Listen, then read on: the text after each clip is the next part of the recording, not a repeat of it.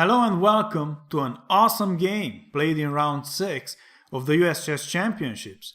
Fabiano Caruana with white played the Spanish game, also known as Lopez, and in this position Jeffery Xiong with black played the dreaded Berlin defense with knight f6. This defense leads to an uglyish position for black, but is a very effective drawing defense. It became very popular after the World Championship match in 2000 in London, in which Kramnik managed to defend all blacks against Kasparov, who probably is the greatest attacking player of all time. In most of the games, Kramnik employed this defense and Mighty Kasparov didn't manage to break it. Thanks to its reputation of being a very solid and unbreakable defense, it was also named the Berlin Wall. In that match, they played castles, knight e4, d4, knight d6, bishop takes, d takes e5, knight f5, and now white prevents black from castling. That's why it's a bit ugly, but still, black usually manages to defend successfully. In this game, Caruana didn't want to go there, so he went into the anti-Berlin, defending e4 with d3. Bishop c5, a very aggressive position for the bishop. Now bishop takes on c6, but not with the idea to win e5 after d takes c6, because after queen d4, black would threaten mate and also attack the knight and white would lose. Short castle, now taking on e5 would be possible, so queen e7, defending it. And now, because of the pawn on c6 guards b5 and d5, the knight wouldn't stay so well on c3, so Caruana plays it to d2. Bishop g4, h3, Fabi says, give me that bishop, but bishop h5, a3, preparing to expand with b4, a5, knight c4, attacking e5, g4 could come and then take the pawn, so knight d7, g4 still, bishop g6, and now b4, with an interesting idea of exchanging the dark-squared bishops while making e5 an isolated pawn. After black takes on b4, a takes b is obviously not possible because the rook is hanging. But the idea is to play bishop g5 with tempo on the queen, and now after f6, white can take here because now the rook is defended. And he is also actually attacking the rook on a8, so black has to defend it with castles. And after rook takes, b takes on c5, f takes on g5, and queen b1. White attacks b7 and is also threatening to play queen b2 with a triple attack on e5 and a slightly better position. So after b4, instead of taking with the pawn, Jeffery played bishop b6 to defend a5. Pawn takes, bishop b2, f6, knight takes on a5, and rook takes. Not having a dark-squared bishop, Jeffery put his pawns on dark squares to restrict this bishop. Now, Fabi will do everything possible to make this bishop work, so his plan is to attack this chain. But before that, it's ideal to improve all the pieces, and this knight would be happier on f5, so Fabi plays knight h4, castles, and now knight f5. Queen e6, king h2, c5 with the idea to attack d3, and Fabi starts attacking the dark-squared pawns and also tries to open a file for his rooks. c4, black also attacks white's pawn chain and tries to create a backward d-pawn which can then be attacked. h5, forcing the bishop to make a decision. Instead of taking the powerful knight on f5, he played bishop f7 to keep the g-file closed. Rook g1, preparing g5. Black now takes here, white recaptures, rook b5, and Fabi transfers the bishop to this diagonal. King h8 to allow the rook to defend the g-pawn when the g-file opens up.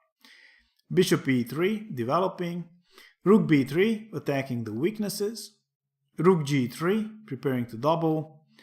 Black wants to increase the attack on the weak a and d pawns, And he can do that with queen a6, but then white can play d4. So before queen a6, he fixes the d3 pawn with c5. g5 now is possible, but Caruana plays queen e2, allowing this rook to join the party on the king side.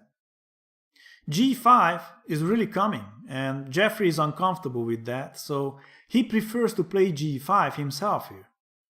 Now, if the position would remain closed, Jeffery would be very happy. And if Fabi takes, as he did, then after the bishop recaptures, the file is actually semi-open for black, and the black rook could get some activity. But g5 is not the best idea, according to Stockfish. Jeffery would have done better to go for a counterattack directly with queen a6.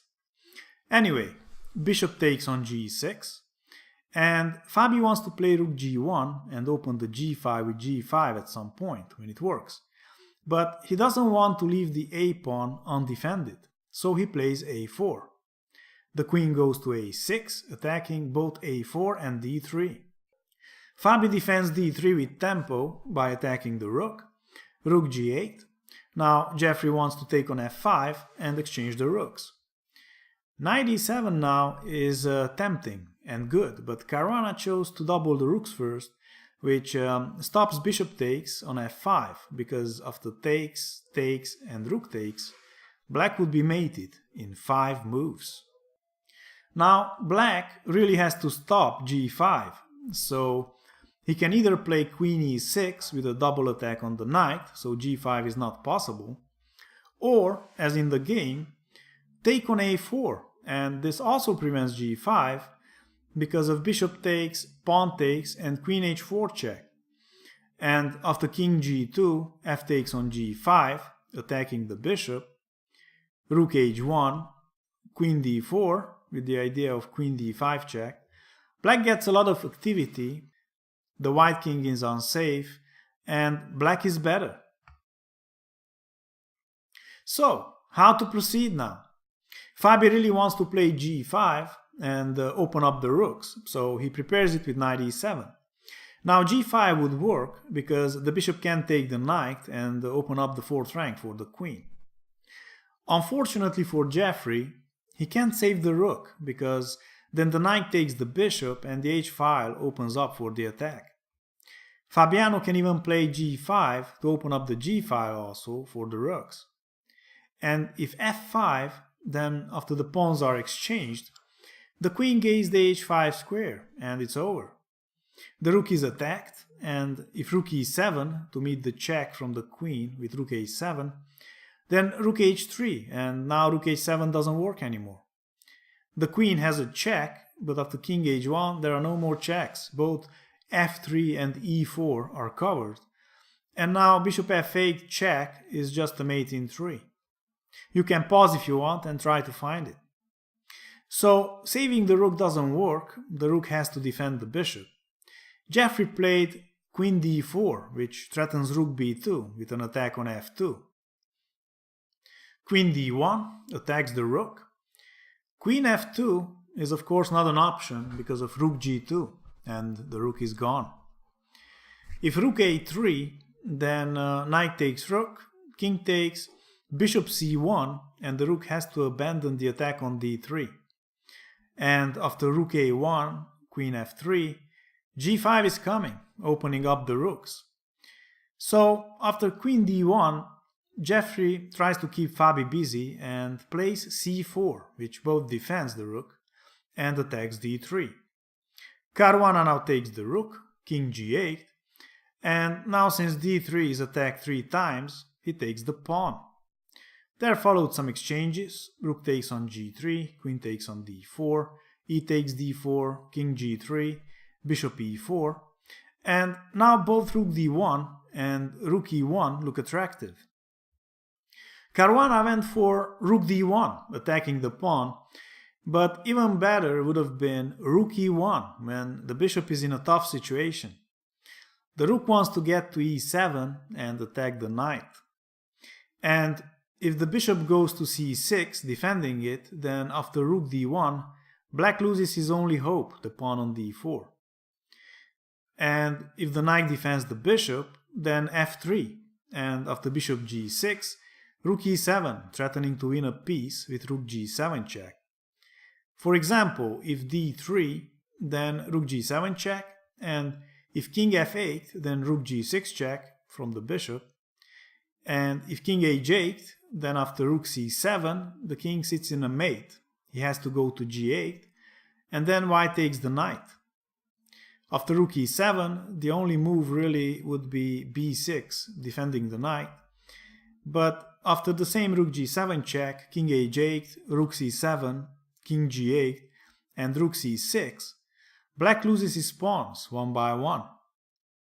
But instead of rook e1, Fabiano played rook d1. Jeffery played d3, which is the only way to keep the pawn. And now, because the bishop guards both b7 and d3, Fabi makes him choose one with f3. The bishop goes to g6, which is the only square that also defends the pawn on d3. Fabi's immediate concern is the d3 pawn, which is the biggest threat to his position. But he can't take it now since the bishop is defending it. So he goes for the b7 pawn first. He could play rook b1, but then b6. So it's more promising to attack it from a7 when b6 is no longer possible because it drops the knight. So he played rook a1. And what should Jeffery do now? He could play bishop e8 to defend the knight, and after rook a7 he could now play b6. But he wanted to activate the king, and he also intended to defend the pawn with the knight from c5. So he played king f7. Fabi goes in. The only way to defend is knight c5. And Fabi now has to choose again on how to proceed in this position. The d pawn is dangerous, so it needs to be stopped. The bishop is guarding d2 right now, so the pawn can't advance.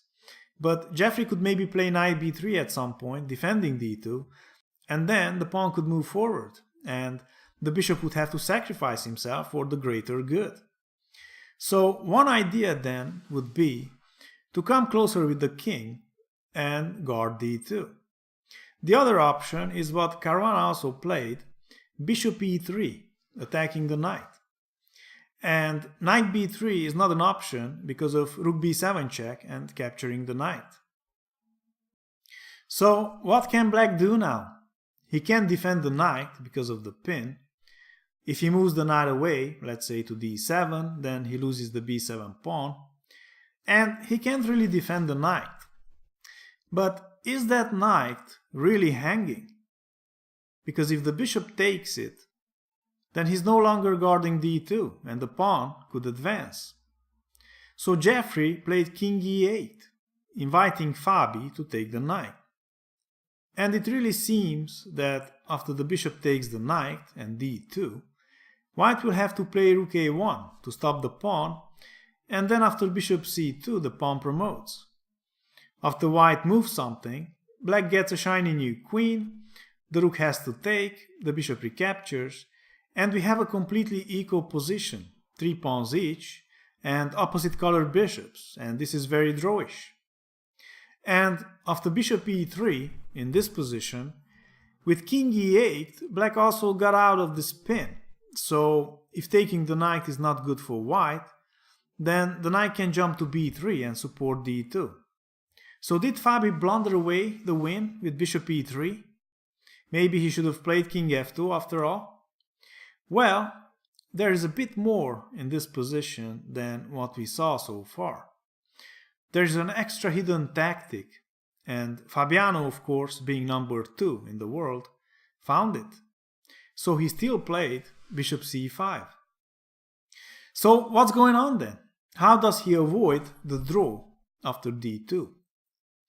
Well, he gives a check with the rook, and since black doesn't want to allow the rook to d8 to get behind the pawn, and e7 is guarded by the bishop, he can only play king d7.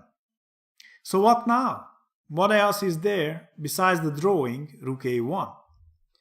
Well, he found a way to actually take the queen immediately after the pawn promotes. He played bishop b6, which guards the d8 square and allows the rook to give a check from it, and skewered the king and the future queen.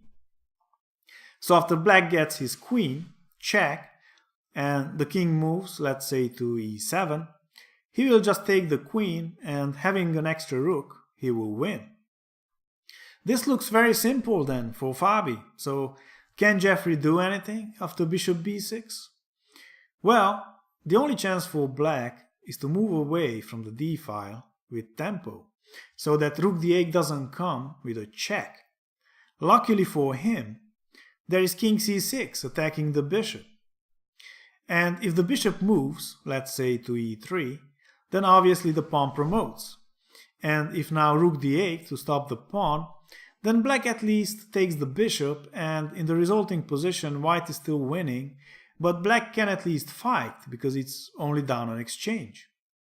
But Caruana saw even deeper in this position and found a cruel touch that saves even the bishop.